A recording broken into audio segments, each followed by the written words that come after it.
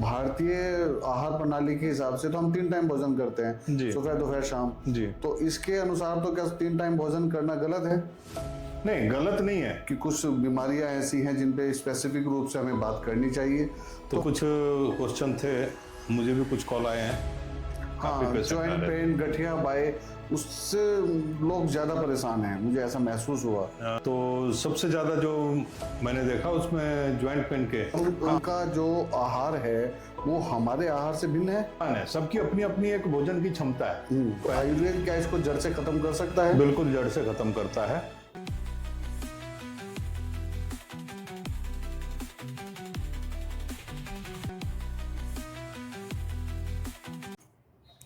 नमस्ते भारत, आप सभी दर्शकों का पुनः स्वागत है आपके अपने YouTube चैनल संवाद की पॉडकास्ट सीरीज संवाद विद दीपक पवार में।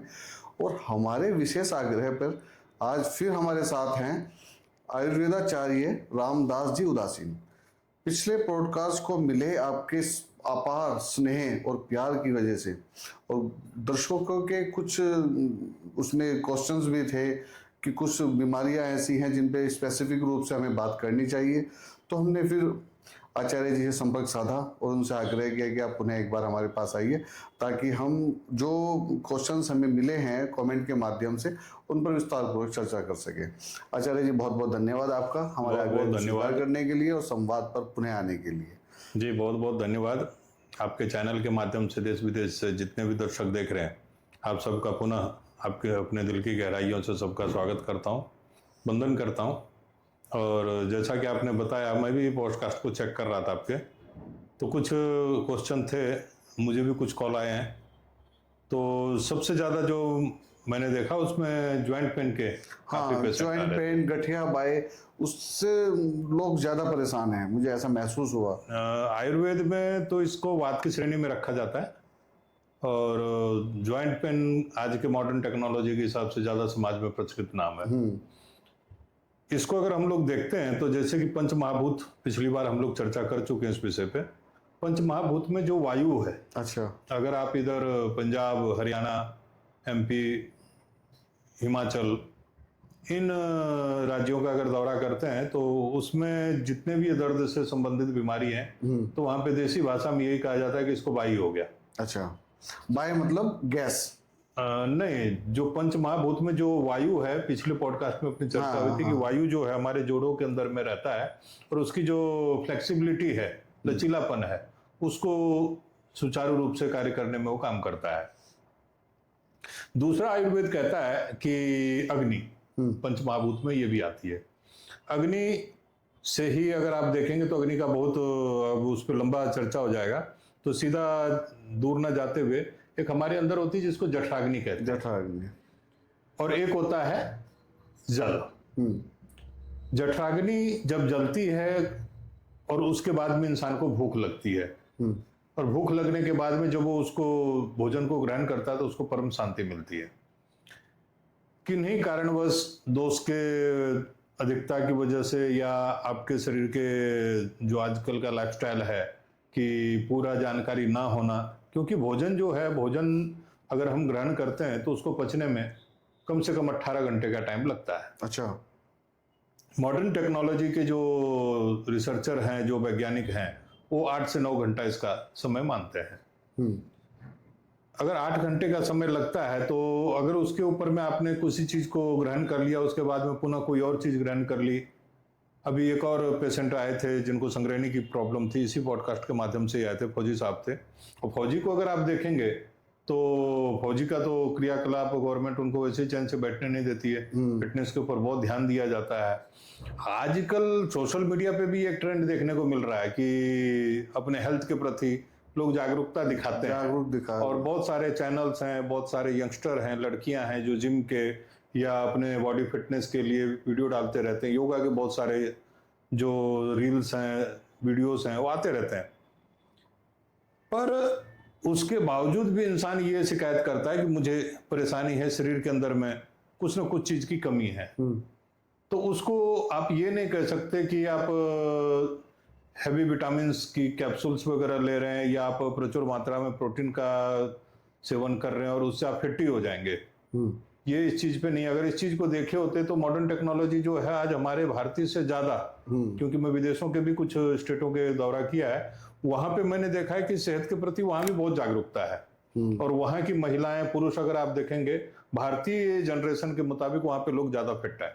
उनके बॉडी का अगर आप स्ट्रक्चर देखेंगे तो क्या बिल्कुल मतलब एकदम उनका जो आहार है वो हमारे आहार से भिन्न है? भिन्न नहीं है, वो थोड़ा सा जागरूक है। अगर उन्होंने कोई भोजन किया हुआ है जो गरिष्ठ है, भारी है, तो शाम का भोजन त्याग देंगे।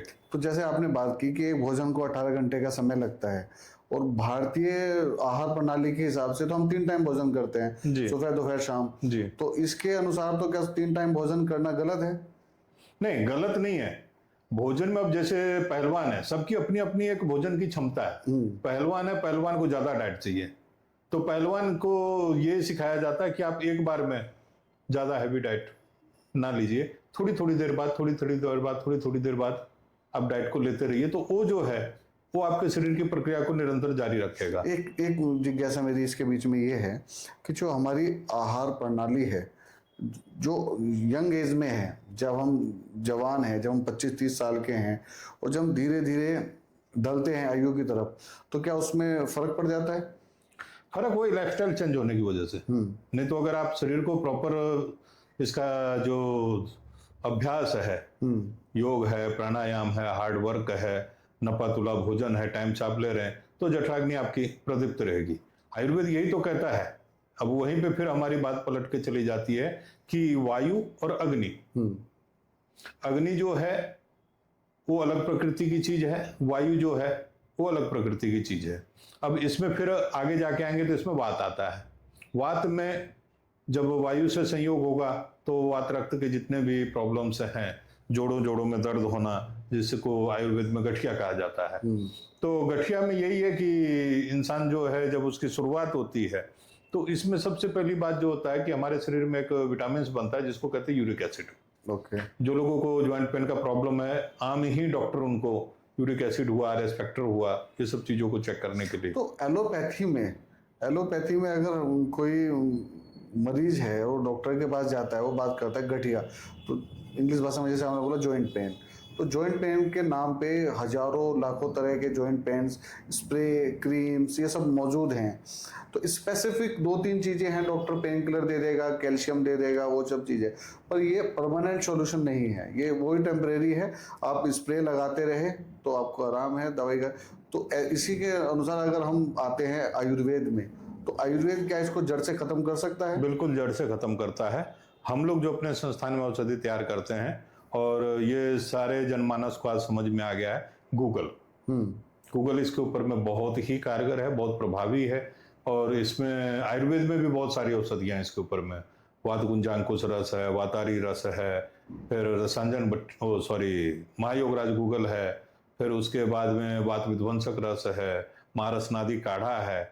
ऐसे जो मूलभूत जानकारी जो रखते हो लोग अपने क्लिनिक में, और ये सब रसायन और गूगल्स हैं, ये सब आप ले सकते हो किसी योग्य आचार्य की निगरानी में, या फिर डॉक्टर जो आयुर्वेद आचार्य हैं उनकी निगरानी में, क्योंकि इनकी मात्रा। समस्या ये भी आ रही है कि अब गूगल है, गूगल का पीछे से डिमांड पूरा नहीं होता है, उसमें कई बार मरीजों को इंतजार करना पड़ जाता है। पर हम लोग आपके माध्यम से कहना चाहेंगे, मरीजों को इंतजार भले हम कराते हैं पर हम नकली चीज नहीं देते हैं। अगर हमारे पास प्रॉपर चीज आती तभी हम तैयार करते हैं, और जब मिलता है तो प्रचुर मात्रा में फिर उसका हम संग्रह कर लेते हैं और फिर उसको बना के उपयोग में लाते हैं। एक किसी सज्जन का स्पेसिफिक एक कमेंट था, रीढ़ की हड्डी का गठिया जी, मैं उस पर बात करना चाहूंगा ताकि उन दर्शक को भी अपनी इस बीमारी के बारे में, हमने उनके बारे में बात की, पता लगे। तो ये रीढ़ की हड्डी का गठिया क्या होता है? मेरे लिए भी नया था, मैं पहली बार सुना। जो बुखार में अगर हम जाते हैं ना, तो बुखार में कुछ चीजें ऐसी होती हैं, ये उससे संबंधित नहीं है पर जानकारी के लिए मैं बता रहा हूँ कि उसको हड्डियों का बुखार भी कहते हैं। पुराने जो लोग थे वो कहते थे कि हड्डियों का बुखार है। अब एक और नई चीज बहुत समाज में प्रचलित हो रही, कैरोपैथी। कैरोपैथी में क्या करते हैं कि वो मेडिसिन तो नहीं खिलाते हैं पर बोन की सेटिंग करते हैं। आपने भी देखा होगा, बहुत सारे वीडियो इस समय चल रहे हैं। जब कारगर भी है, क्योंकि जब हमको दिख रहा था कि मैं जब शुरुआती दौर में जब इसका शोध कर रहा था कि कोई ज्वाइंट पेन का, क्योंकि मेरा मूलभूत जो जन्म है वो पंजाब से है और पंजाब में दूध दही का खाना बहुत है और वहाँ की जो जनरेशन है सुबह उठ के लस्सी जरूर पीती है और हरियाणा के भी लोग लस्सी काफी पीते हैं। राजस्थान का तो जो जलवायु है वो गर्म होने की वजह से वहाँ तो इतना नहीं है, पर इन दो जगहों पे तो वहाँ पे अक्सर जो 40 साल 45 साल की महिलाएं हो जाती थी उनको ये प्रॉब्लम हो जाती थी कि भाई उनको गठिया रहता था। घूमा देश में, देखा बहुत सारे लोग जो थे वो आयुर्वेद के नाम पे भी पेडनीसॉल ये सब दवाइयां बहुत ज्यादा चर्चा करना ठीक नहीं, वो कूट के मिला के उनको खिला रहे हैं। वही है कि जब तक खाते हैं तब तक आराम है और आपने बंद कर दिया तो फिर उन्हीं वैद्य जी के पास में आप दौड़िए। तो मैं तो इस चीज का विरोध करता था, मैंने कभी इन सब चीजों को माना नहीं। मैं तो कहा कि आप आदमी को साल खिलाओ 2 साल खिलाओ लेकिन उसका दवाई से पीछा छुड़वाओ उसका, और उसको आप साथ में ये भी तसल्ली दो कि आप कम से कम 5 साल 7 साल 10 साल तो अब इस चीज से आप जूझेंगे नहीं। हम लोग जो बना रहे हैं ज्वाइंट पेन के ऊपर में औषधि वो इसी तरीके से बनाते हैं और लंबा रिसर्च किया हम लोगों ने इसके ऊपर में। अभी भी बहुत सारे पेशेंट हमको मिलते हैं और उस दरमियान में इन सालों में ये देखा मैंने कि कुछ मरीजों को जिनको मैंने 10 साल 12 साल 15 साल पहले बना के दिया था अब तो वृद्ध हो गए, पर अब वो आए कहते महाराज जी वो दवाई एक बार हमको फिर आप बना के खिलाइए। अब जो है तो शरीर को समय समय पे जरूरत पड़ती रहती है। हाँ, तो ऐसा नहीं है कि एक बार ठीक हो गया, पर यह है कि हाँ 5 साल 10 साल के लिए पीछे छूट जाता है, ऐसा हो सकता है उसके बाद आ जाए वापस। क्योंकि दोस्तों का इनबैलेंस होना वो स्वाभाविक बात है, शरीर का आप नहीं गौर करते हैं और वो डाइट आपकी उसी तरीके से चल रही है, आप दाल भी ले रहे हैं जिनके अंदर यूरिक एसिड ज्यादा पाया जाता है, लस्सी है ज्यादा पिया जा रहा है या आप मक्खन खा रहे हैं, तो इन सब चीजों से आपका यूरिक एसिड जो है वो बढ़ता है, आरएस फैक्टर है वो पॉजिटिव हो जाता है। तो इसके ऊपर में जो आयुर्वेद के हिसाब से देखते हैं, ये तो होगी एलोपैथिक की बात। आयुर्वेद में क्या होता है कि लक्षण, अब बहुत सारे ऑनलाइन वेबसाइट हो गए मैं देखता रहता हूँ, तो उसमें क्या करते हैं कि वो लोग लक्षण के हिसाब से पूरा एक चैटबॉट जिसको कहते हैं चैटबॉट लगा देते हैं वेबसाइट में। उसमें उन्होंने तीनों दोष के आधार पे क्वेश्चन तैयार किए हैं। उस क्वेश्चन को पूछते हैं कि आपका वेट कितना है, आपको गर्मी कितनी लगती है, आपका बाल कैसा है, आपको रात को नींद कैसी आती है, कैसे भोजन खाना आप पसंद करते हैं। तो उन्हीं चीजों से डिसाइड हो जाता है कि ये किस प्रकृति का मनुष्य है या जीव है। तो अब तो काम करना बहुत आसान हो गया।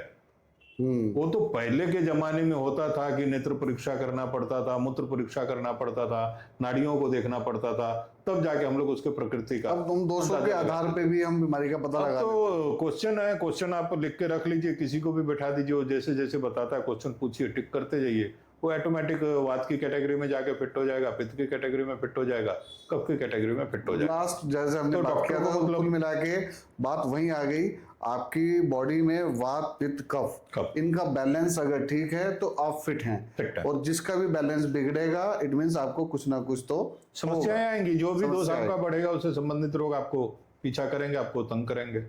उसको बैलेंस करना ही तो आयुर्वेद है कि आपका, देखिए अगर आपका मन सही है, पेट सही है तो मन सही है, मन सही है तो चित्त सही है, और चित्त सही है तो आपका व्यवहार भी आगे वाले के प्रति अट्रैक्टिव होगा।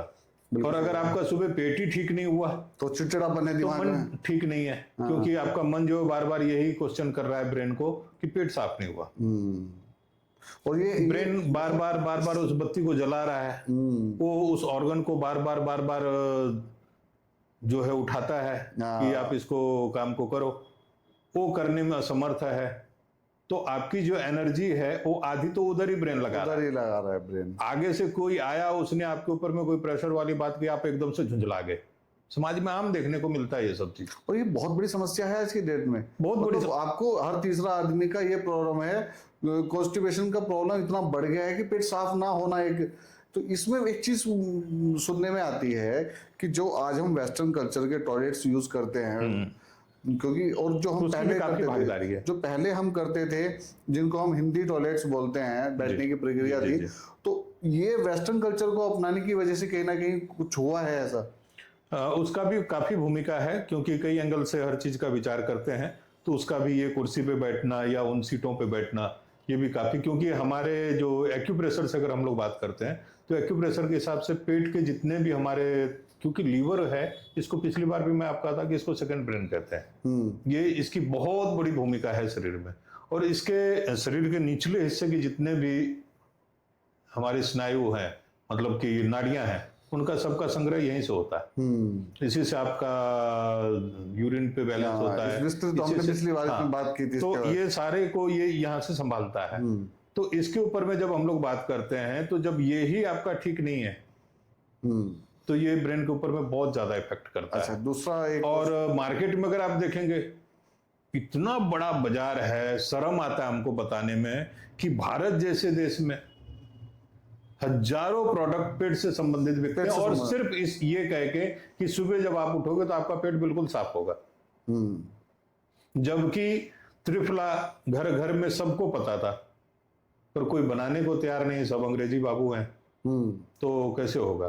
पर चलो, अगर पब्लिक उस तरफ चली गई, बेरोजगारी बहुत है, कंपनियां काम कर रही हैं, तो कंपनियां बहुत सारे प्रोडक्ट बनाती हैं, पर वही कि प्रोडक्ट प्रॉपर बने और वो सही इलाज करे। जो ये झोलमाल चलता है, ड्रग्स, आयुर्वेद के माध्यम से बहुत सारी चीजें तो हम सिर्फ अपने लाइफ स्टाइल को ठीक करके ही सही कर सकते हैं। मैं तो आपको पिछली बार भी कहा था कि आपके रसोई में ही अगर गरम मसाला आपका प्रॉपर है तो बहुत सारे रोगों से निजात पाया जा सकता है। आज जितना इंस्टाग्राम है वो सब यही कर रहा है, सब वो यही कर रहा है। आपके रसोइयों के अंदर जो भी चीजें पड़ी हैं उसको निकाल के आपको बता रहा है, व्यूवर बढ़ रहे हैं, इंस्टाग्राम चल रहा है। पर जो गंभीर बीमारियां हैं, जो मनुष्य को अवेयरनेस नहीं है, जानकारी नहीं है, और उसके अवहेलना करने से शरीर के उसको ये सब बीमारियां हो जाती हैं, जैसे किडनी का है, ये गठिया है, हार्ट के प्रॉब्लम्स हैं। इसके ऊपर में वैद्य से जानकारी लेना चाहिए। एक सामान्य बीमारी के अगर इसको आप ऐसे वीडियो से या इधर से ठीक करेंगे तो हो सकता है वो फायदे की जगह आपको नुकसान हो जाए। क्योंकि आयुर्वेद में लोग कहते हैं कि आयुर्वेद की दवाइयां जो हैं वो साइड इफेक्ट नहीं करती हैं, पर आपके चैनल के माध्यम से मैं दर्शकों को बता देना चाहता हूं कि आप लोग जो आयुर्वेद को जानते हो, आयुर्वेद मोरिंगा या लौकी का जूस या करेले का जूस या अश्वगंधा या ये सतावर कौच भी इसमें नहीं है, इससे बहुत आगे है। इससे आगे जब हम आयुर्वेद में घुसते हैं तो इसके अंदर में जैसे संखिया है, संखिया बहुत बड़ा जहर है, पर संख्या को शुद्ध करके उसका उपयोग में लाया जाता है। ये सब चीज जब दर्शक सुनते हैं तो फिर वो कांपने लगते हैं, वो फिर डरने लगते हैं आयुर्वेद से। क्यों? अब पिछली बार हम लोगों ने पारा के ऊपर में बात किया था, संखिया है, बड़किया हड़ताल है, फिर उसके बाद में ये भिलावा है, धतूरे का प्रयोग भी होता है, धतूरे का बहुत ज्यादा प्रयोग होता है। तो इन सब चीजों में वही है कि आपके पास में योग्य वैद्य हो, शोधन की प्रक्रिया सही हो, कुचला है, तो ये सब चीजें जो है, इसका शोधन का प्रक्रिया प्रॉपर अगर होता है, उन सब चीजों को अगर हम लोग शोधन करके डालते हैं। अब इसी में आ जाता है कि गौ पेशाब की बड़ी भूमिका है आयुर्वेद में शोधन की प्रक्रिया में। बहुत सारे वैद्य पीने को भी कह रहे हैं, बहुत सारे लोग जो भावुक हैं वो पीते भी हैं, पर अब मॉडर्न जमाना आ गया है, साइंस के टेक्नोलॉजीज बहुत आ गए हैं, तो शोधन में उस चीज का हम लोग प्रयोग करके, क्योंकि कई लोगों को स्मेल भी नहीं पसंद आता है, आजकल के जो बच्चे वो ये सब पीना पसंद नहीं करते। तो उसको हम लोगों ने दूसरे तरीके से कर दिया कि जैसे कस्टर्ड ऑयल है, हम नहीं पिला सकते आदमी को, और पिलाएंगे तो कहेगा नहीं कस्टर्ड ऑयल पिला रहे हैं, तो चूरन बना दिया, चूरन बनाने के बाद कस्टर्ड ऑयल उसमें डाला और मिला के अच्छी तरह वो हम मरीज को दे देते हैं। मैं छुपाता नहीं कुछ भी। बहुत सारे लोग कहेंगे कि ये बिजनेस की बहुत सारी चीजों को ये लीक कर रहे हैं, पर ये छुपाने की बात नहीं है, क्योंकि मैं तो एक इसके अवेयरनेस के लिए ही काम करता हूँ। कोई घर में बना सकता है तो बनाए, पर मुझे ये भी पता है कि भारत की जो जनरेशन है वो इतनी आलसी हो गई कि घर में कोई नहीं बनाता है। हम लोगों को इतना फोन आता है, इतना ऑर्डर आता है कि हम लोग अंदाजा लगाते रहते हैं कि कोई भी आज के युग में या तो समय का अभाव कहिए या कोई करना नहीं चाह रहा, अब ये तो नहीं पता, पर करता कोई नहीं है। जानकारी के लिए तो बहुत सारे लोग हैं। फिर घूम के मैं विषय पे, विषयांतर्गत होना ठीक नहीं। तो गठिया में जो जोड़ है, सबसे पहला उसका यही होता है कि उन जोड़ों के ऊपर में सूजन आने लगता है। अगर हम मरीज के ऐसे हाथ को रखते हैं तो ये जो हमारे स्नायु है ये थोड़े सूजने में आ जाते हैं, और वहीं से हम लोग अंदाजा लगा लेते हैं कि इस आदमी के ऊपर में वात का प्रकोप बढ़ता जा रहा है। अब उसके ऊपर में अगर उस चीज पे नहीं आदमी गौर करता है तो धीरे धीरे सुबह जब उठता है तो स्नायु जो है वो उसके सख्त हो जाते हैं, उठने का मन नहीं करता है, और अगर रोता पिटता उठता भी है वो तो फिर उसके बाद में स्नान करने के बाद कुछ पल ठीक होगा, पर जैसे ही वातावरण के अंदर घुसेगा बाहरी चीजों में तो उसमें भी, और जो कहते हैं कैल्शियम वगैरह की कमी हो गई, ये हो गई, हम लोग तो इन सब चीज़ों को मानते नहीं। हम लोग तो सीधा अश्वगंधा है, साथ में अश्वगंधा लगाते हैं। अश्वगंधा उसके ब्रेन को भी आराम देता है, नींद भी अच्छी आती है, स्टेमिना भी बढ़ा देता है, जो हड्डियों के कैल्शियम की कमी है उसकी भी पूर्ति करता है, और साथ में हम लोग अश्वगंधा लगा देते हैं, तो उससे उस चीज़ की पूर्ति उसकी हो जाती है। साथ में त्रिफला भी लगाते हैं, या पेट का कोई रेचक ऐसी औषधि है जो सवेरे उसको शेड्यूल भी बराबर पास हो जाए। तो जब ये सब चीज़ें होती हैं तो पेशेंट ठीक होने लगता है। और जो गूगल का मैं बताया कि गूगल के प्रकल्प से हम लोग कई औषधियाँ तैयार करते हैं, और उससे जब मैं पिछली बार भी बताया था कि उंगलियां टेढ़ी हो जाती हैं, बिल्कुल, और टेढ़ी होने के बाद में भगवान ना करे अगर उसको ब्लड प्रेशर का भी प्रॉब्लम है तो तुरंत उसको पैरालाइज का अटैक होता है। और पैरालाइज का जब अटैक होता है, अब तो खैर देखने में आ रहा है कि एलोपैथिक भी काफी हद तक प्रॉपर नहीं, वो अभी भी मैं बोलूंगा प्रॉपर नहीं ठीक करता है, पर हाँ उसको थोड़ा बहुत अपनी क्रिया करने के लायक एलोपैथी में इलाज आ गया है। आयुर्वेद के अंदर में पैरालाइज का भी बहुत अच्छा इलाज है, क्योंकि पैरालाइज को अगर हम समझेंगे तो सिर के अंदर में क्या होता है कि हमारे जैसे ये रोम है, इस रोम की तरीके से पूरा जाल हमारे इस ब्रेन को ढका हुआ है। उसको आप सुरक्षा कवच भी कह सकते हैं, और काम करने के जैसे आपके ये इतने सारे इंस्ट्रूमेंट लगे तो इनके सबके तार कहीं ना कहीं जाके जुड़े हुए हैं, जिससे विद्युत का प्रवाह इसके अंदर आ रहा है। वैसे ही वो सब तारों का जो जाल है वो हमारे सिर में बैठा हुआ है, और वो एक एक ऑर्गन के छोटे छोटे बिंदुओं से कनेक्टेड है, और उसको जो ऑर्डर प्लेस है वो ब्रेन करता है, और वो फिर उस ऑर्गन को ऑर्डर आगे बढ़ाता है, वो ऑर्गन फिर उसके हिसाब से काम करता है।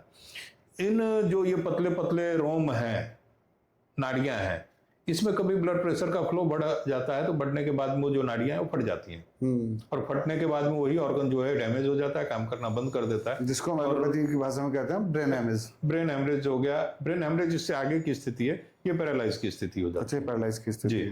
अच्छा, इसके ऊपर में भी अब ब्लड प्रेशर का तो बहुत प्रकोप आ गया, और प्रकोप होने के बाद में ब्रेन हेमरेज हो जाता है, और फिर वही विषय अंतर्गत हो जाएगा। हम लोग अभी बात कर रहे हैं दर्द पे।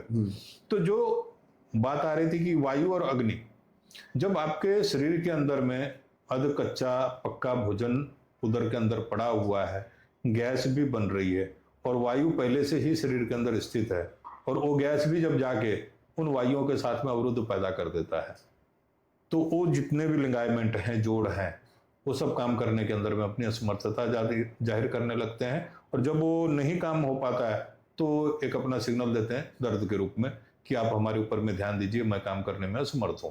उसको कहते हैं गठिया। अब अगर इस चीज के ऊपर में जाए तो इसको दो भागों में फिर आयुर्वेद में बांटा गया है। एक तो लोग कहते हैं वात रक्त, क्यों गैस के द्वारा जो है रक्त आपका दूषित हो जाता है। आयुर्वेद भी अब उसमें आप देखेंगे कि जोंक वगैरह लगा रहे हैं, और ये हीट वगैरह दे रहे हैं। तो अब तो बहुत सारे इंस्ट्रूमेंट आ गए। हम लोग तो पुराने जमाने के काम करने वाले हैं कि चारपाई के ऊपर मरीज को लिटाया, चारों तरफ से कंबल से उसको ढक दिया, और ये अमरबेल हुआ, हरमल हुआ, अक्सिन हुआ, इन सब चीज़ों को हम लोग लाते थे, लाके सुखा के, और उसका भाप मरीज को नीचे से पूरे बॉडी से को सेकते थे। पैरालाइज के ऊपर भी बहुत कारगर है, और गठिया के ऊपर भी बहुत कारगर है, बहुत ही ज़्यादा कारगर है। और हम लोग अभी भी करते हैं, जब देखते हैं कि पेशेंट बहुत जगह से घूम फिर के आया है और ये धैर्य रखने के लिए तैयार नहीं है, और क्विक एक्शन लेना है, इसको तुरंत दिखाना है कि यहाँ आराम करना है, तो ये सारी प्रणालियों से जब हम गुजारते हैं, उसको काढ़ा भी पिलाते हैं, मालिश भी करते हैं, वो भाप की हीटिंग भी उसको देते हैं, तो जब वो इमीडिएट रिलीफ हो भी जाता है, तुरंत रिलीफ होता है, और मरीज हंसता हुआ जाता है, और दोबारा फिर वो संपर्क करता है। तो इन सब चीजों के ऊपर में यही है कि जो अब ये बात आती कि ये सब, एक तो टॉपिक ये हो गया कि आपका भोजन जो है, पहला संकेत कि आपका कच्चा पक्का उदर के अंदर में पड़ रहा है, पाचन क्रिया ठीक नहीं है, और दूसरा जो वायु है, वायु आपके उस वायु के साथ में मिलके, वायु का एक और आप रोग देखे होंगे कि कई लोग बात करते करते इस तरीके से ढकार लेते हैं, तो उसको आप क्या कह रहे हैं कि भोजन पच गया? भोजन नहीं पच गया, जो वायु का इतना प्रकोप हो गया कि जो वायु नीचे से आपके पास होनी थी वो ऊपर से, उसको ऊर्ध्वगति कहते हैं हम लोग, कि उसकी गति जो है ऊपर की तरफ को चलने लग गई। और जिनको होता है वो बहुत बार करते हैं, और लोगों को समझ में नहीं आता, लोग सोचते हैं कि ये तो वही बाद पक में गया, जाके ये सोचते हैं पच गया ये। पर बाद में जाके वही सब चीजें दिक्कत करती हैं। तो जो वायु है जब वो अवरुद्ध होती है, अवरुद्ध होने के बाद में उन सब जगहों पे जाके, क्योंकि जब दो जोड़ है तो उसके बीच में एक गैप है, तभी वो लिंगाइमेंट सही चलेगा। आप देखिए कैसे घूमता है।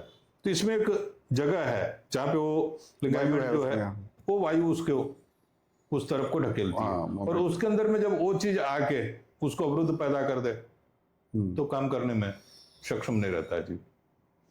तो ये पूरा हमने आज गठिया पे बात किया। अब हम बात करेंगे, आज हम एक दवाई की भी बात करेंगे, एक औषधि पे बात करेंगे। एक चीज मैं और इसमें फीड करना चाहूंगा, आजकल के भाग दौड़ के जीवन में क्या होता है कि लोगों को आराम नहीं मिल रहा है। आराम नहीं मिलता है तो हमारे जो बोन्स हैं उनको पूरा प्रोटेक्शन भी नहीं मिल रहा है, उनको जो खुराक चाहिए वो खुराक भी नहीं मिल रहा है, और काम के प्रति आदमी दौड़े जा रहा है, जिम्मेवारियां ज्यादा हैं। तो उससे भी अगर आपका आराम पूरा नहीं आ रहा है तो हड्डियों के अंदर एक थकावट घुस जाती है। बिल्कुल। और एलोपैथिक बहुत इन्हीं सब चीजों का फायदा उठा के टू जेट कैप्सूल्स, और ये जिंक का है तो ये फोलिक एसिड है तो ये कैल्शियम है और ये है वो है, बहुत सारे प्रोडक्ट मार्केट में बिक रहे हैं और लोग बेचारे। एक्चुअली क्या है, हमारी बॉडी तो जैसे हमने लास्ट टाइम बात किया था, खुद का इलाज करने में सक्षम है छोटी मोटी चीजों का। जैसे हमें फीवर है, जैसे हमें जुकाम है, तो हम बॉडी को अगर प्रॉपर रेस्ट दें तो बॉडी खुद का इलाज खुद भी कर लेगी। बट हम क्या हो रहा है, हमें चाहिए इंस्टेंट रिलीफ, तो हम क्या करते हैं, एलोपैथी की एक टैबलेट ली, उसने अपना तुरंत असर दिखाया और हम काम पे लग गए। इसीलिए तो बोलते हैं झंडू बाम मलिए काम पे चलिए। तो मतलब आप बॉडी को रिलैक्स मत दो, काम पे लगे रहो, है ना। और ये मशीनरी है, इसको जितना ज्यादा काम पे लगा के रखोगे, और उसके साथ इसका आपको हेल्दी खाना खाना पड़ेगा, उसको रिलैक्स भी देना पड़ेगा। नहीं, इसमें आयुर्वेद एक और बात कहता है, मर्दन। मर्दन मतलब तेल मालिश।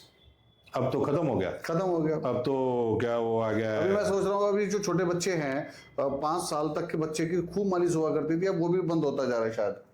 नहीं, मालिश का तो आयुर्वेद कहता है कि आखिरी समय तक मालिश होना चाहिए, और उसकी जगह पे वो क्या बॉडी लोशन ने जगह ले ली। हाँ, अभी देखो बॉडी लोशन आ गया। क्योंकि मालिश करने से, हम लोग कभी बॉडी लोशन नहीं लगाते हैं, पर मालिश करने से क्या होता है कि आपकी जो स्किन है इसके रोम छिद्र खुल जाते हैं। अच्छा, कई लोग ये भी कहते हैं कि तेल से चिपचिपापन होता है, उसका भी आयुर्वेद में विकल्प है कि आप मालिश करने के बाद में थोड़ा सा सूखा आटा लीजिए और सूखे आटे से पूरे शरीर को रगड़ दीजिए। वो जो तेल है वो आटे के अंदर ऑब्जर्व हो जाएगा, और वो जो आटा है, आटा में भी अगर चावल का आटा होता है तो सोख लेगा उसको, तो वो जब उस रोम छिद्रों में जाके उसकी रगड़ाई करेगा और अच्छा हो जाएगा। प्राकृतिक जो सुंदरता है, जो ग्लो है, वो निकल के आता है, और जो ये चमड़ियों का खुश्कीपन है ये सब खत्म हो जाता है।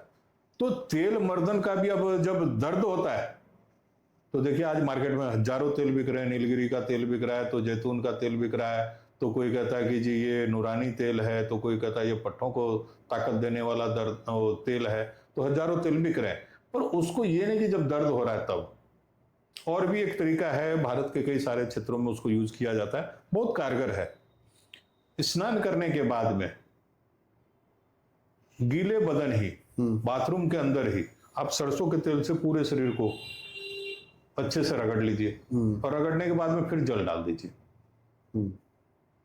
जिन लोगों ने इसका सेवन किया या जो लोग जानते हैं इसके बारे में, नई जनरेशन की तो मैं बात नहीं कर रहा हूं, पर जो पुराने लोग हैं जो इस चीज को जानते हैं, 90-90 साल तक तंदुरुस्त रहे, हड्डियां मजबूत रही। और रिसर्च के तौर पे, इसको कोई अन्यथा ना ले, रिसर्च के तौर पे जब उनका संस्कार हुआ तो संस्कार होने के बाद में भी मैंने जाके देखा कि उनके जो जोड़ों की हड्डियां थी, वो आजकल के लोगों के संस्कार में तो वैसी हड्डी दिखाई नहीं दे रही है, सब जल के चूरा हो जाता है। और उनका इतनी अग्नि के बाद में भी वो जोड़ पूरा वैसा दिखता रहता है कि देखो कितना बड़ा बाबा का जोड़ था या घुटना था। तो अगर स्नान के बाद भी अगर आपके पास टाइम नहीं है, टाइम की कमी है, तो स्नान के बाद भी अगर प्योर सरसों तेल आप शरीर पे मल लेते हो, जब से प्योर सरसों तेल मिलेगा कहाँ? नहीं, अब तो ये कहावत है, अब तो हजारों घानियां लग गई हैं, सब मिलता है, खड़े होकर आप निकलवाइए। हजारों घानियां लगी हुई हैं। उसी टाइम में आप और काम कीजिए, आपकी नाभि में तेल लगा लीजिए, नाक के द्वारा थोड़ा सा तेल अंदर को खींचिए। ये सब हमारे पुराने लोग करते थे, हम लोग मॉडर्न क्या बने, हम लोग इन सब चीजों से, हमको ये नहीं समझ में आता घृणा क्यों होगी लोगों पर को। एक बात और भी है, हमें एक दिन लौट के आना पड़ेगा इस पे ही, क्योंकि जो हम कहीं जहाँ से शुरू होते हैं पहुंचते वहीं पे हैं। तो आयुर्वेद बीच में जैसे लुप्त हो गया था, अभी आयुर्वेद वापस अपनी जगह ले रहा है। अब लोग, जैसे आपने भी बात की, तो अवेयर हो रहे हैं अपने खान पान को लेके, आयुर्वेदिक चीज़ों को लेके। उनको समझ में आ रहा है कि allopathy is the short term solution है, परमानेंट चाहिए तो आयुर्वेद पे जाना पड़ेगा। देखिए, हम लोग जब बचपन में थे, अब कैमरा है, कैमरे के सामने हर चीज बोलने से पहले बड़ा ध्यान रखना पड़ता है, और इस समय खासकर महात्मा को तो बहुत टारगेट करते हैं, बिल्कुल सही बात है। तो बहुत सोच समझ के बात करना पड़ता है। पर हम लोगों ने जो देखा, जब बचपन में थे, हरित क्रांति आई, फर्टिलाइजर देश के अंदर में घुसा, किसानों को जागरूक किया गया कि अगर आप यूरिया को, डीएपी को यूज करते हैं तो आपकी जो पैदावार है वो बढ़ जाएगी। पैदावार बढ़ी। भारत के किसान इतने मेहनती थे कि उन्होंने इतना अनाज पैदा कर दिया कि कई बार हम लोगों को सुनने में मिलता है कि बहुत सारा अनाज समुद्र में फेंका गया। धनवान हो गया देश, अन्न की जो समस्या थी दूर हो गई, जो कुपोषण की समस्या थी वो दूर हो गई। और उसके साथ साथ एक चीज आया जो कि आज फिर वही मॉडर्न जगत कह रहा है कि ऑर्गेनिक चीजों का इस्तेमाल कीजिए। बिल्कुल, तो मैं वही बोल रहा हूँ ना, तो ऑर्गेनिक तो हम पहले ही ऑलरेडी थे। हमारे भूमि को, उसके सीना के अंदर में फर्टिलाइजर किसने घुसाया? आप लोगों ने कहा। हम पढ़े लिखे कम थे, आपकी बातों को हमने महत्वता दी और आपकी बातों को स्वीकार करके हमने उन चीजों को इस्तेमाल किया। करने के बाद में उस चीज, वही फिर बात आ जाती है कि आप कुछ पल के लिए रिलीफ दे रहे हो। दवाई खाने के बाद आप कुछ पल के लिए रिलीफ दे रहे हो, जड़ से नहीं आप खत्म कर पा रहे हो। तो ये जो लोगों के अंदर में धारणा आई कि फर्टिलाइजर यूज करो, और लोगों ने पैदावार के लालच में, अब मैं किसी स्टेट का नाम लूंगा तो बदनामी हो जाता है, हम लोग जब बचपन में थे तो हम लोग 3 बोरी 1 एकड़ के अंदर गेहूं में यूरिया डालते थे। हमारे बाप दादा, मैं देखता था। इस समय स्थिति ये है 7-7, 8-8 बोरी यूरिया डाला जा रहा है, 2.5 बोरी डीएपी। उस यूरिया ने जमीन की उर्वरक शक्ति को तो बेड़ा गर्क कर दिया। आज हम जो खा रहे हैं उससे जो उत्पन्न हुआ बीमारी है, वो यूरिया हमारे अंदर ही तो जा रहा है। और फिर तो ये सब देश को भी सोचना पड़ेगा, लोगों को भी सोचना पड़ेगा, और ये तो सृष्टि है, ये ऐसे ही चलती। क्योंकि अभी देखो ना, ऑर्गेनिक जैसे आपने बात की, अभी ऑर्गेनिक खाने की बात हो रही है ना, अभी वापस वही है, फिर हम किसानी पे आ रहे हैं, उगाओ और खाओ। वो आज लोग छतों पे गमलों में सब्जियां उगा रहे हैं, और वो बड़े उसके साथ बोलते हैं प्राउड के साथ कि ये मेरे घर का है, ये ऑर्गेनिक है ना। और जो किसान है, और किसान को हम हीन भावना से देखते हैं। अब मैं क्या बोलूं, बहुत सारी कंपनियां, अब फिर वही बात हो जाती है, हम लोग महात्मा बोलने से चूकते नहीं है। बहुत सारी कंपनियां जो हैं वो ऑर्गेनिक के नाम पे अब बहुत गोलमाल कर रहे हैं। मैं आपको अभी की बात बताता हूँ। गांव में तो हम लोगों को, जब हमारा सेक्टरी ये है तो हमको गांव में घूमना पड़ता है। अभी मैं बनारस के पास में गांव में घूम रहा था, वहां के किसान ने मेरे को 1 गिलास दूध पिलाया।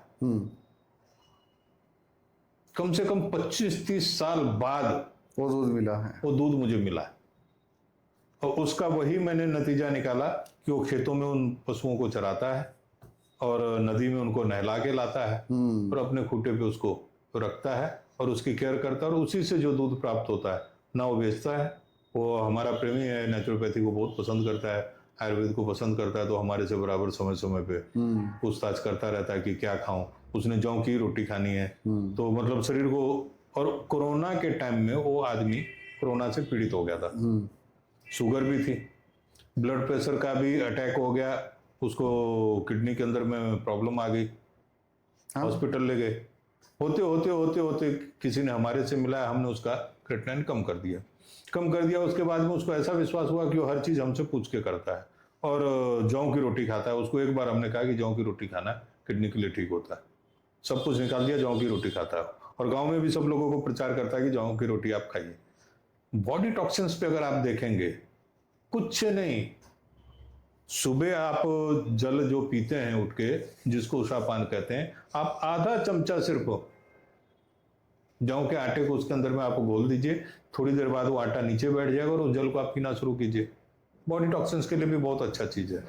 तो जो यूरिक एसिड है वही फिर आ जाती है किडनी पे, किडनी उसको बाहर नहीं फेंक पाता है, और फेंकने की वजह से जो खून है वो दूषित होने लगता है। उसको वात रक्त आयुर्वेद में संज्ञा दी गई है कि रक्त के अंदर में आपकी वायु जो वात है उसका प्रकोप बढ़ने लग जाता है। अब इसके ऊपर में काम तो बहुत सारे लोग कर रहे हैं, आयुर्वेद में भी कर रहे हैं, पर आयुर्वेद में अगर शास्त्रों को हम पढ़ते हैं तो महायोगराज गूगल का बहुत बड़ा महात्मा है गठिया के ऊपर में। पता नहीं, हम लोग तो बनाते हैं अपने हाथ से तो रिजल्ट बहुत अच्छा आ रहा है, पर इमरजेंसी में कई बार मेरे ने इस चीज को भी देखा है कि मेरे पास नहीं है, पेशेंट तंग कर रहा है, तो मैंने बाजार से खरीद के दे दी, रिजल्ट नहीं। और देखा कि किसी अच्छे फार्मेसी का दें। अब जब इस लाइन में हो तो बहुत सारी फार्मेसियों का ज्ञान है, रिजल्ट नहीं आ रहा है। तो जब रिजल्ट नहीं आ रहा है तो फिर मन कहता है कि या तो कंपनियां पूरी चीज को फॉलो नहीं कर रही हैं, उसके विधि विधान को पूरा नहीं कर रहे हैं, या जड़ी बूटी में कोई प्रॉब्लम है, जो भी है, पर वो फार्मेसियों का जो दवाइयां हैं वो काम नहीं कर रही हैं। अब क्या इसका कारण है? ये फार्मेसी वालों को इन सब चीजों पे ध्यान देना चाहिए कि जो हमारे जैसे वैद्य हैं उनको सुलभ हो जाएगा और आपकी भी कंपनी तेजी से रन करेगी। तो उच्च क्वालिटी का प्रोडक्ट बनाइए, अच्छा जिसका वो हो, तो हम लोगों का भी पीछा छूट जाएगा। नहीं तो ज्वाइंट पेन के ऊपर ही सर हमको 4 से 5 आदमी लगा के रखने पड़ते हैं जो दिन रात इसी के ऊपर काम करते हैं। बहुत पेशेंट है मेरे पास, मैं 8 महीने की दवाई देता हूँ, सारे पैसे मैं पहले ले लेता हूँ उससे, और लेने के बाद में हम कहते हैं अगर नहीं ठीक होए तो आप हमारे से पैसा वापस ले जाते हैं। 20 दिन में 25 दिन में मरीज जो है उसको आराम आना शुरू हो जाता है। आराम आना जब शुरू हो जाता है उसमें फिर हम लोग वही है जो आयुर्वेद का मूल सिद्धांत है, उसमें हम उसका रेचन भी करते हैं, उसको लूज मोशन भी करवाते हैं, वमन भी करवाते हैं, वो सारी प्रक्रियाओं से गुजार के और फिर हम उससे औषधि का जो सेवन है वो चालू करवाते हैं, रिजल्ट आता है। चलिए, हमने ये तो बात की एक बीमारी पे, अब हम एक दवाई पे बात करेंगे। हम आगे के एपिसोड्स में भी एक बीमारी और एक दवाई पे बात करेंगे। तो आज की जो मैं बात करना चाहता हूँ त्रिफला पे लेके, कि त्रिफला का हम कैसे सेवन हमें करना चाहिए, और त्रिफला सुबह लेना चाहिए, शाम लेना चाहिए, और एक आम आदमी त्रिफला का कैसे इस्तेमाल कर सकता है। त्रिफला अगर आप सुबह यूज करते हैं, सुबह खाली पेट, तो आपके वेट को बढ़ाएगा, शरीर का जो चमक है उसको बढ़ाएगा, फुर्ती को बढ़ाएगा। अगर रात को आप लेते हैं तो आपके पेट को आराम देगा, साफ करेगा। सुबह आप बिल्कुल परफेक्ट अपने काम पे हंसते खिलखिलाते हुए पहुंचेंगे। आपको देख के आपके नीचे जितने भी आपके वर्कर हैं वो भी सब आपके साथ में कहेंगे कि सर पूरा फ्रेश लग रहा है, पूरा फ्रेश हो गया है आज। बिल्कुल, क्योंकि वो चेहरे पे एक ताजगी अलग ही महसूस आती है। अगर आपका बॉडी पूरा है, मैं बताया ना, इन सब का आपस में कनेक्शन है। बिल्कुल सही बात है। बॉडी, माइंड एंड सोल, ये तीनों का कनेक्शन आयुर्वेद तीनों के ऊपर में ध्यान रख के काम करता है। तो त्रिफला लेना चाहिए, बिल्कुल लेना चाहिए। अगर अब त्रिफला में क्या हो रहा है कि शास्त्र तो जो है वो ये कह रहा है कि सम मात्रा होनी चाहिए, सम मात्रा होनी चाहिए, पर हम लोग जो बना रहे हैं हम लोग 1, 2, 3 के अनुपात में बनाते हैं। हम अगर हरड़ 50 ग्राम डालेंगे तो बेहड़ा 100 ग्राम डालेंगे, और आंवला जो है वो हम 200 ग्राम डाल देंगे। इस तरीके से हम त्रिफला बनाते हैं, और वो बहुत कारगर होता है। क्योंकि आजकल के जनरेशन के हिसाब से जो दवाइयाँ हर एक आदमी, और मेरा ये रहता है कि जैसे एलोपैथिक तुरंत आराम दिखाता है तो मैं तुरंत आराम के ऊपर में ही काम करने की कोशिश करता हूँ, और उसके ऊपर फिर मैं मेहनत करता हूँ। तो आयुर्वेद में ये भी है कि एक सूत्र है आयुर्वेद का, मर्दनम गुणवर्धनम। शायद फार्मेसियां इस सूत्र का अनुपालन नहीं करती हैं। मर्दनम मतलब दवाई को आप जितना रगड़ते हैं तो रगड़ने के बाद में उसका जो गुण है वो बढ़ता चला जाता है। जैसे आपका कपड़ा है, अगर आप सर्फ में डाल के और पानी में भिगा के निकाल देते हैं तो उसका एक आप सफाई देखिए, एक जो वॉशिंग मशीन सफाई करता है उसकी सफाई को देखिए, और एक कोई महिला अगर अपने हाथ से और डंडों से पीट पीट के उसकी सफाई करती है तो आप उसकी सफाई देखिए, बहुत फर्क होता है। तो शायद या तो फार्मेसियां इस सूत्र का पालन नहीं करती हैं। जैसे कि हम बात करते हैं कई बार कि जैसे हल्दी है, हल्दी अगर हम चक्की में पिसवाते हैं, यानी दोनों घर्षण से होगा तो उसका रिजल्ट मिलेगा, और अगर हम उसको मिक्सी में डाल के ब्लेड से कट करते हैं तो उसका वो रिजल्ट नहीं मिलेगा। तो आप यही कहना चाह रहे हैं जी, स्पंदन का एक बहुत बड़ा क्षेत्र है, स्पंदन को समझने की जरूरत है। अगर भाई अपने बहन को स्पर्श करता है तो उसका एक अपना फीलिंग है। अलग फीलिंग है। बाप अपने बेटे को स्पर्श करता है तो उसका एक अलग फीलिंग है। मालिक अगर नौकर के कंधे पे हाथ रखता है तो उसकी एक अलग फीलिंग है सब मैं नहीं, ऑर्गन भी वही है, बॉडी टेम्परेचर भी वही है, पर जैसे उसको टच करता है तो उसके भाव अलग हो जाते हैं। ऐसे ही आयुर्वेद के अंदर में है कि मेडिसिन है, अगर आपने एकदम से उसको ग्राइंडर में निकाल दिया, अब ग्राइंडर इतना तेज चलता है सर, और गर्म, काट पीट के कर दिया उसने, तो उसको काट पीट के उसने सेकंडों के अंदर में बाहर कर दिया, तो उसके जो ऑर्गन्स थे वो गर्मी से उसमें जलते हैं। जलते तो वहां पे वो, इसीलिए दवाई कारगर नहीं हो रही है। और अगर हम लोग पुरातन तरीके से बनाते हैं, हमारे को ये भी लगता है कि हम पुरातन तरीके का पालन करते हैं, इसलिए शायद ज्यादा रिजल्ट आता है। हाँ, तो गरसन और सब आप हाथ से करते हैं। हम लोग खरल है, कुंडा है और किमाम जस्ता है, तो यही इसी का उपयोग करते हैं। तो हमारी यही जी, क्योंकि मेरा कोई ये नहीं कि बहुत बड़ी कंपनी है या मैं बहुत बड़ा कोई मार्केट के अंदर में हूँ। और बड़ी कंपनियां मिक्सर में यूज करती हैं, वो डाला ग्राइंडिंग करती है, उनको प्रोडक्शन तक ध्यान है बस कि मार्केट के अंदर में जितना प्रोडक्शन है उसको फटाफट पूरा करना है। और जब पूरा करने में आएगा तो फिर वही बात आ जाती है कि आप क्वालिटी से कंप्रोमाइज करने लग जाते हैं। बिल्कुल सही बात है। और नतीजा ये होता है कि जैसे जीएसटी लगाया हुआ है कि एंड ऑफ द कंज्यूमर के ऊपर उसका असर आ जाना है, तो दवाइयों का भी यही होता है कि आखिर में वो ग्राहक के ऊपर में जाकर उसका असर आता है कि उसका पैसा भी चला जाता है, और वो जितनी अपेक्षा रख के आता है उस अपेक्षा पे वो औषधियां खरी नहीं उतरती, तो जितना आराम उसको मिलना चाहिए तो उतना मिल नहीं पाता है। मायूस होगा तो उस पैथी के खिलाफ वो बात करेगा फिर। हाँ, बिल्कुल सही बात है। तो एक नेगेटिविटी जो समाज के अंदर जाती है उससे फिर वो पूरी पैथी खराब होती है। आयुर्वेद में ये सब समस्या रही है, उसी से आयुर्वेद पिछड़ा। नहीं तो आयुर्वेद कोई ये नहीं कि कमजोर पैथी है। आयुर्वेद अब जाके अभी भी शास्त्रों को पढ़ के उनके गुणों की व्याख्या हो रही है, पर जो उसकी क्वालिटी निकल के आनी चाहिए वो दे पाने में भी बहुत हम लोग सक्षम नहीं है, बहुत पीछे है। उसमें ये है कि रॉ मटेरियल की गुणवत्ता के ऊपर में भी काम करना पड़ता है, मौसम के ऊपर भी गुणवत्ता के ऊपर में काम करना पड़ता है, फिर टाइम से वो चीज मिल जाए ये भी ध्यान रखना पड़ता है, और फिर उसके पूरा जो विधि विधान है उसके ऊपर भी तो बड़ा मेहनत का काम है आयुर्वेद। और इसके ऊपर में अगर आप चाहते हो कि हम हजारों लोगों को रोज ठीक करें तो उसमें वही हो जाएगा कि क्वालिटी से आप कंप्रोमाइज करना पड़ेगा। और अगर आप मन रख के कर रहे हैं कि इनको मेरे को ठीक करना है, महीने में 10 मरीज मेरे को देखना है, और मन से अगर आप काम करते हैं, हर चीज का मन से बहुत कनेक्ट होता है, और मन तभी होता है सही जब आपका पेट सही रहता है, और जब पेट सही रहता है तो आपका मन लगेगा। तो सबसे पहले कोई भी काम करना है तो पहले शरीर को संभालिए। शरीर माध्यम खलु धर्म साधनम, तो शरीर के ऊपर में आदमी को ध्यान रखना चाहिए। अवेयरनेस आया है, पर जैसे अवेयरनेस आना चाहिए था वही बात आ गई कि हाई प्रोटीन या ये पनीर आ रहे हैं आजकल, बहुत सारे क्रीम आ रहे हैं बहुत सारे, तो रिच फैमिलियों के इंस्टाग्राम पे रील वगैरह देख के नई युवा पीढ़ी जो है उनका मतलब पीछा कहिए या कंपटीशन कहिए या देखा देखी कहिए कि उन सब चीज़ों को इस्तेमाल करते हैं, और इस्तेमाल करने के बाद में फिर उनको समझ में आता है कि अरे नहीं, कहीं ना कहीं कुछ ना कुछ छूट गया, और फिर वो डॉक्टरों की शरण में जाता है। तो अगर आप सेहत के प्रति जागरूक हैं तो पूरी जानकारी लेके आपको जागरूकता होना चाहिए। वो खाली बॉटल लेके शेक का दिखा देने से इंस्टाग्राम पे आदमी तंदुरुस्त नहीं होता है, और यही चल रहा है। ठगा जाता है ना, आज का युग पता नहीं कैसा हो गया कि ठगने की विद्या बहुत है, कि अपने आप को समाज में मतलब ऐसे खामखा लोगों के सामने एक्स्ट्रा वैल्यू क्रिएट करना। देखिए जैसे कि मिनरल वाटर, अब उसमें क्या है, पहले हम लोग पानी पीते आए हैं, हमने कभी देख के पानी नहीं पिया, नल मिला पानी पी लिया, क्योंकि क्या था, हमारे जो अंदर की जो संभालने वाला वो स्ट्रांग था।